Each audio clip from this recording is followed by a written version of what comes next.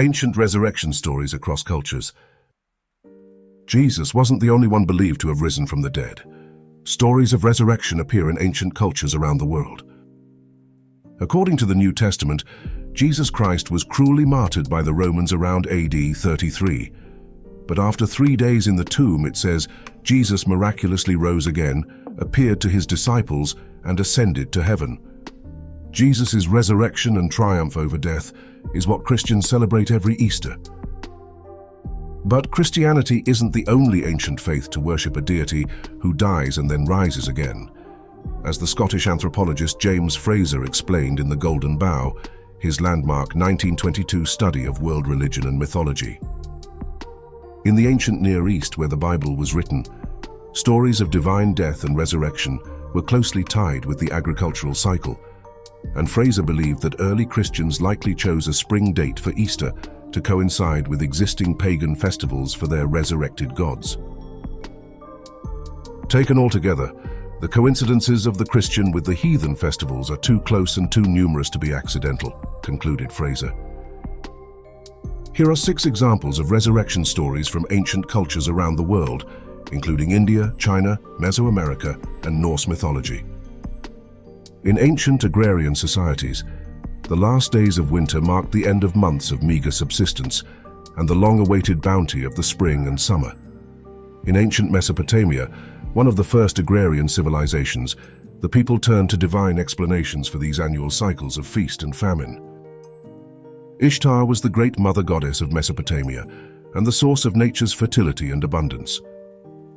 Her lover was Tammuz, a handsome young god who died each winter and passed away to the shadowy underworld.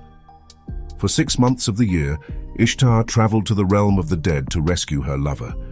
During that time, the world was robbed of all fertility, reproduction, and growth.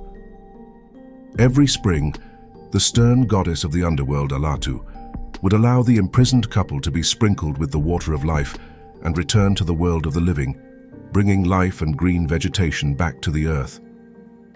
In the Babylonian calendar, the resurrection was celebrated during Duzu, or month of Tammuz, which fell in late June and early July. All across the ancient Near East, later cultures put their own twist on the spring resurrection story. The Phrygians told the tale of Attis, who was brought back to life on the spring equinox by Cybele, the fertility goddess. The Greeks told the myth of Persephone, kidnapped by Hades, who is allowed to return every spring from the underworld, heralding the return of vegetation and grain production. Like Mesopotamia, ancient Egyptian civilization was dependent on the cycles of nature. They especially relied on the annual spring flooding of the Nile, which fueled the agricultural abundance of the Nile basin. The ancient Egyptians believed that the orderly cycles of nature were controlled by Osiris, the god of agriculture. According to Egyptian mythology, Osiris once ruled the earth alongside his queen Isis, the fertility goddess. But Osiris was tricked and murdered by his brother Set, who chopped up Osiris's body and scattered his remains across Egypt. Isis reassembled Osiris's body, anointed it with oil, and performed the elaborate rites of embalming, which resurrected Osiris to eternal life as the god of the underworld. Ancient pharaohs also hoped to become immortal through the same embalming and mummification rituals that Isis used to resurrect Osiris. In time, even common Egyptians chose to be mummified in the hopes of conquering death, just as Osiris had done. Royal mummies like Tutankhamun were found wearing funerary masks bearing the likeness of Osiris. Further east in India, there exists at least one beloved story of death and resurrection. According to Hindu tradition, there was once a clever and beautiful princess named Savitri, who refused to marry any of the suitors clamoring for her hand. She departed her palace in search of her true love and found Satyavan, a handsome woodsman who was once a prince. Savitri and Satyavan fell in love and married, but a messenger from the gods delivered a terrible prophecy. Satyavan would die in exactly 1 year. And as promised, on the young couple's first anniversary, Satyavan collapsed and died. Yamraj, the god of death, came to claim Satyavan's soul. But clever Savitri had a plan. She doggedly followed Yamraj across the burning desert and to the entrance to the underworld, begging for the return of Satyavan. Yamraj agreed to grant Savitri one wish: but not for her husband's life.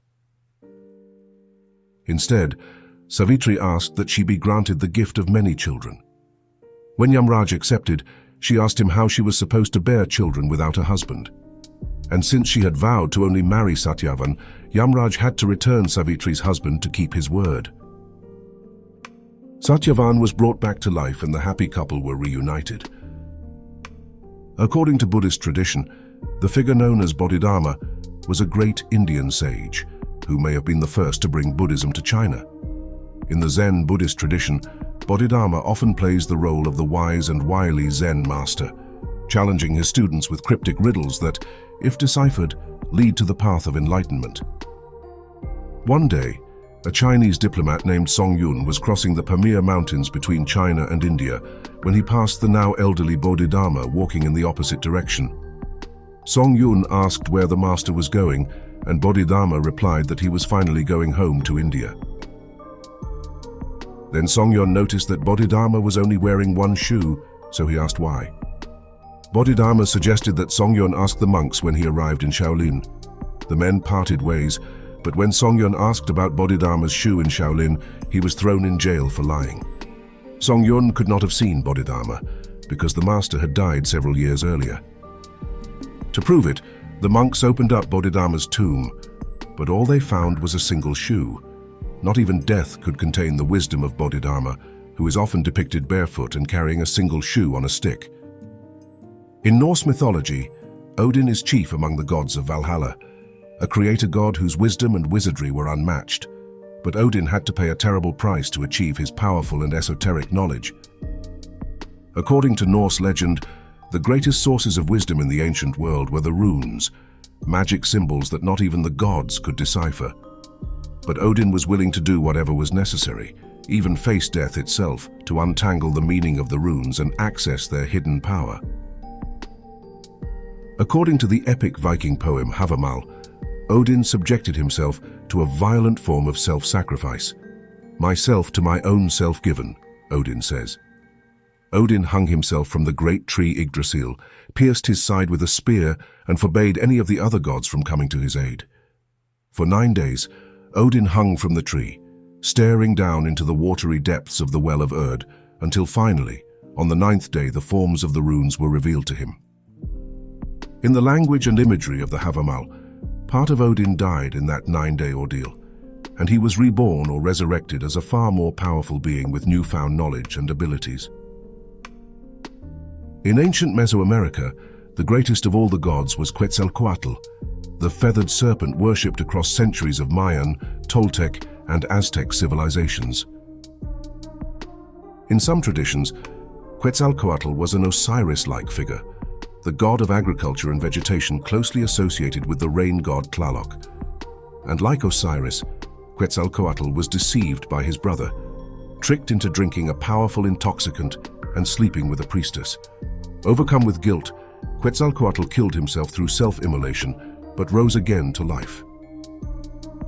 In Toltec mythology, Quetzalcoatl is linked with Venus, the brightest star in the ancient sky that appeared to rise from the sun, like Quetzalcoatl rising from his funeral pyre. In his personification of Venus, the morning and evening star, Quetzalcoatl became the god of death and rebirth. As creator god, Quetzalcoatl also descended to the underworld to collect the bones necessary to make the first human beings.